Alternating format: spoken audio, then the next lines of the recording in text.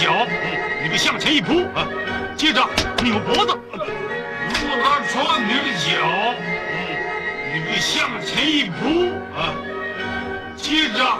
This will be our last video on Dragons of the Orient. To celebrate the finale, I've assembled kind of an Avengers team for this last one. The reason why this clip from Dragons of the Orient is so special in my heart is because it was the first time I consciously remembered myself noticing something that I would consider fake or questionable. I first saw Dragons of the Orient when I was in middle school, and I will never forget seeing this clip. It was the first time something in the back of my head said, this needs to be tested. But at that point, I hadn't had a channel. In fact, it was years before YouTube even started. So the thought of why don't I test it and put it online didn't occur to me. I remember in 2017 when I thought about making a video about this documentary, this was one of the first techniques that I wanted to test. So I'm still recovering a little bit from being sick. And as you guys know, my ankle is a little hurt. I decided to do the next best thing, which is let's get a little team going. These are some of my favorite viewers. And if we were in the same city, I'm sure we would have been friends hanging out all the time. So we got Alan and his daughter Brye. We have Jared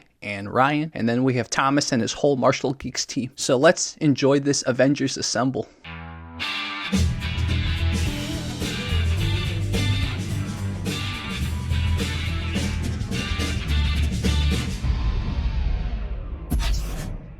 The first thing you guys might ask is, what got me to think this was questionable? For any of you that had ever thrown a kick in a fight, you know that maybe not the first time, maybe not even the 10th time, but eventually you're gonna get your leg caught. As a Kung Fu kid growing up, getting into fights, I would throw kicks all the time, and sometimes my kicks would get caught. Just from experience, I knew there was no way I could somehow hop forward and grab their neck and twist it. Just too many moves. By that time, I'm either on the ground or they've let go. There was no way that sequence of events made sense in my head, even as a young kid. All my guests tried it in some way, shape, or form with varying levels of pressure. Let's see what happens. I was going to come in, snap my neck. She had to jump in because she was unbalanced. Pretty much like the guy was in the technique. So, bro, if you go back again, remaining true to the footage, is he kind of leaned in. Now, there's even less strength in Brye. Try to grab his neck and twist it somehow. And then, I don't know, he lets go or dies. Okay. Alan didn't show any resistance when Brye did the technique on him. Notice what Jared did when Ryan went for his head. He just naturally reacted. Even if you are just gonna stand there with his leg, nobody likes their face being touched. And so going along this line, look what Thomas and the Martial Geeks showed. Now then, right? See? Now You what? can do better than that. Now what? Now what? Nothing. Now what? See? And again, I do like doing these type of cranks and I can't do it, so now what? The way I edited these videos, I upped the level of resistance, right? And as you can see, the more resistance there was, the harder it was for the person to just reach over and twist the neck. So besides just that it's not done under pressure, there's two other assumptions that the technique makes that makes no sense. And watch what Alan and Ryan say about it. Brye comes in. Right, come on, Brye. Why haven't you got me, Brye? Come on, try. This is the problem. My legs are longer than my arms are, as are most people, so I can't quite reach him here. And I can play around with it by bending my leg, but if he just walks back, then I no longer have it, and he can't.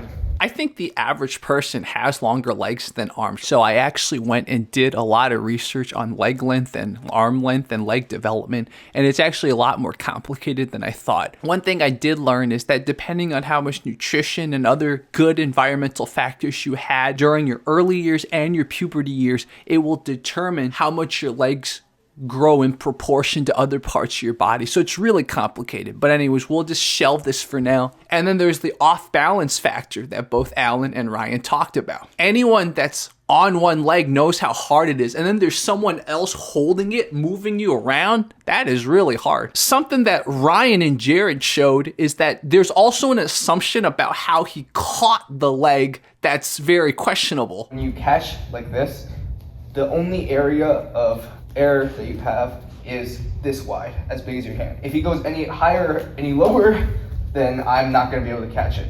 But if I catch it up and down, either or, then I have this much area. The beauty of having an Avengers team is that they also use it as a basis to improve on it and make it work. So let's see some of the ideas we have. I'm going to force my leg down into a clinch situation. From this clinch situation, I'm much better. To make sure that he's not hitting me with the other hand, as I might hop closer, bring weight through there, and twist his neck there. There, and grab his chin. So you try to do this. But why would you do that when you can just put the pressure on the leg? Now, Thomas and his Martial Geeks team, besides doing regular MMA, a lot of them have different styles of Kungfu and Japanese Jiu Jitsu. So they do a lot of face and neck cranks and etc. So they wanted to expand on this and show us some of their neck cranks and their face cranks and all that. So let's watch. Go-to techniques that I do that are kind of like that, I'd say is I generally really like to frame from here. Like this is something I do all the time. If I got these amateur MMA gloves, like they're quite round and big, I can just push on the face and maybe press against the cage or something just to advance position. I try to go with like a head and arm throw, and maybe if you jump there and defend the takedown so I don't get it, you go here. From here I can do the same thing with the jaw, and I can crank and continue, or sometimes in best case scenarios you actually can get the takedown from here. So again, I go, you defend it somehow, whatever, and I go. This can happen. Before you try to do, it's also option for me. Both of us can do neck cracks. Yes. So, me, him.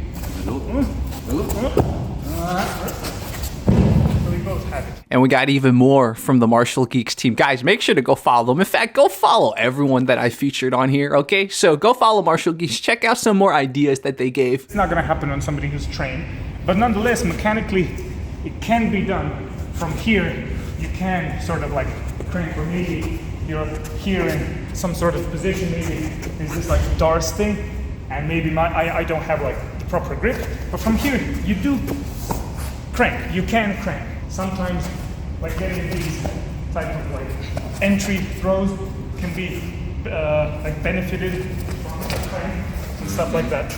But I don't think like just, even if my leg wasn't caught, I don't think I could just jump. Now I think this is quite cool. Have you seen Kevin Holland's answer to the leg catch? You know what he did? This. And he dropped the guy. In 5th grade, I remember there's this kid.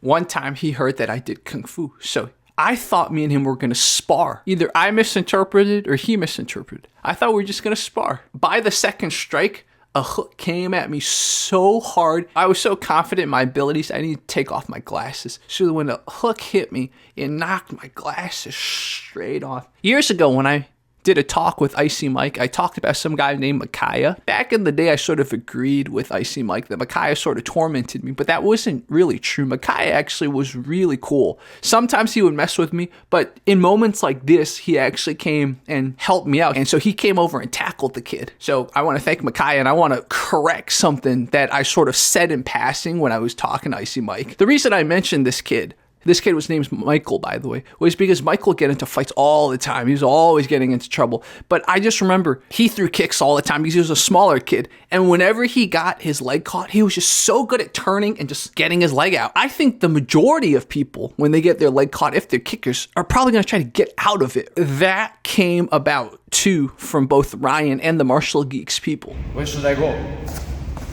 Yeah. Literally. Yeah. Just that actually does it. Just roll. He can't keep up. Zempoten. Yes. Hook. You want to point your knee down, boom, put weight onto that knee and kick out, boom. Martial Geeks showed up with their grappling expert, and now this part is just for fun, okay? Don't try this on the street, please, but check out this. What do you think? What would be your option? Yes. What else? Then I catch it. So what would you do?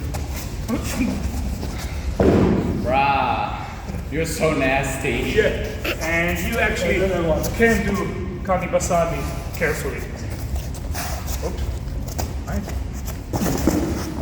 Yes. that last technique where they catch your leg, you try to kick them with the other. I've tried it before when I was little, because back then, not just from watching movies, but pro wrestling, they did that move a lot. So one time someone caught my leg and I tried, but of course you just don't realize that you better either have this type of momentum or you better be prepared to fall on your face and land correctly, right? So I almost fell on my face, but I caught myself, and everyone saw it and thought that was so cool. But then the guy stacked me and he was like, okay, Jared, what are you going to do now? And I was like, okay, yeah, I lost. For my personal experience, especially when you're on the pavement, don't try that. I did that once and never tried that again. But then you could argue I also was not really trained to do it. I was totally trying something that I had never practiced. I hope you guys enjoyed this little team thing we did, because this was the first technique I noticed ever that was kind of questionable. So I've wanted to test this technique since I was a kid. I also got to tell 2 stories that I wanted to tell on my channel. The one about Michael who boom, and then the other one about me trying to do a pro wrestling move and almost falling on my face. Like I think I covered a lot of stuff that I've wanted to cover for a while on this channel. And of course, we have to give a big shout out to everyone that partake. I'm gonna do more of these, guys, okay? So this is just the beginning. For the first Avengers Assemble, thank you, Ryan and Jared. Thank you, Alan and Brye. Thank you, Martial Geeks team. Thomas, thank you for assembling them. So we got a lot more. What other techniques do you want us to test? And viewers, if you want to be part of this, either send me a message or email me, whatever. We'll get you in more, okay? Make sure to go follow everyone I featured. Fight Commentary Breakdowns out.